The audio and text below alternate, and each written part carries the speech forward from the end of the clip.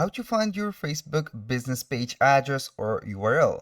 Hello guys and welcome to this new tutorial. Today I am going to show you how you can find your Facebook business URL or link. It is very easy and very simple. All you have to do is to go ahead to web.facebook.com or facebook.com simply.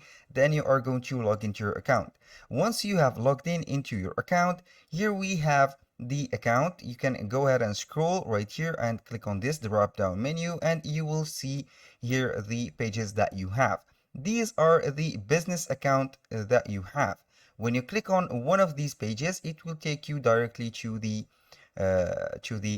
direction or the management of that page. As you can see here, we have switched to the Facebook or the professional page. I'm going to click on C page, and here we have the profile ID or the professional profile ID of our page.